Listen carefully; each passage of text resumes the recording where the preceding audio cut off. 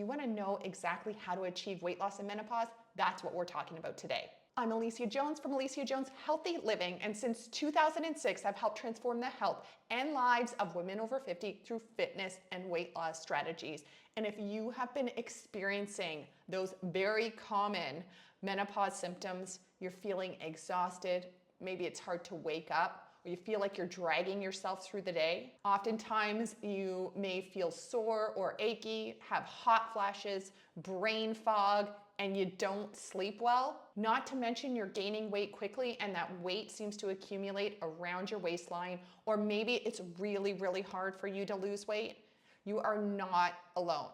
But did you know that as you increase weight as well during the menopause transition, and if you had weight to lose before you entered the menopause transition, it could actually be making your symptoms worse. Both your menopause symptoms like fatigue, hot flashes, and lack of sleep, and weight gain. Let me explain, because it's first really important to understand what the underlying cause is so you know how to treat it and how to begin to lose weight and relieve your menopause symptoms. So we already know that with menopause, estrogen levels decline, and so it does shift weight from the hips into the stomach. Fat that's stored in the stomach, otherwise known as visceral fat, that's highly inflammatory fat. It also enhances your risk of insulin resistance, which then further accumulates belly fat. But that's not the whole picture, because at the same time as estrogen drops, it also increases. And that increase causes fatigue, it causes inflammation, and it makes it harder to lose weight. You see, within our body, we have 3 types of estrogen. E1, known as estrone, this is the weakest type of estrogen, and this is created by fat cells in the body. E2, which is estradiol, which is the anti-inflammatory type of estrogen and the most predominant within our body, the one that's in charge of our metabolism, the one that's in charge of building bone, building muscle, building strength. That is the one that fluctuates during perimenopause and then declines to a new low in postmenopause. Then there's E3, estriol.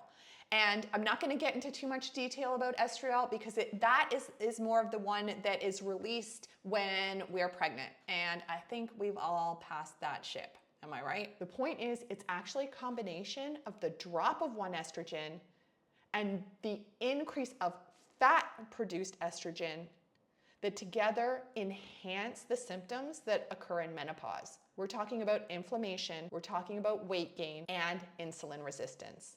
So fat loss or weight loss in menopause becomes so much more than wanting to look good in a bikini, way more, because it actually has the potential to save your life, to reduce your risk of chronic diseases, and to reduce the symptoms that you're feeling in menopause. But just reducing calories or increasing exercise, that's not going to help. Because as you've seen, these changes are hormone related. And these hormone shifts, they're actually affecting your carbohydrate metabolism, the amount of fat you eat. If you eat a lot of fat, but you have a lot of fat to lose, it could be creating more inflammation and a greater risk of disease. And the amount of protein you should intake, especially because that drop in estrogen is now no longer protecting the increase of lean mass. It enhances protein degradation. In other words, the solution is your weight loss plan in menopause. It has to shift from calorie restriction to focusing on macronutrients instead. Macronutrients that match your hormones.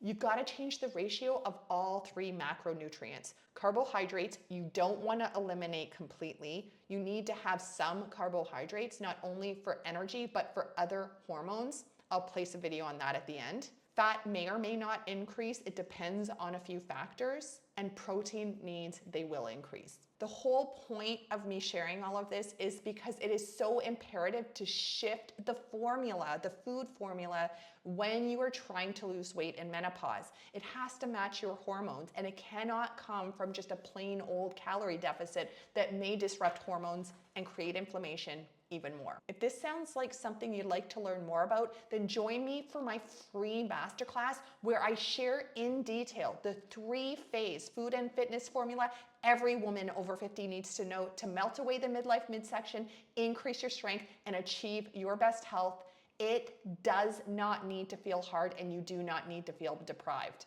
The link is in the description. Oh, and I promised that other video that explains why you need carbohydrates for other hormones. That video is here. And don't forget to subscribe to my channel.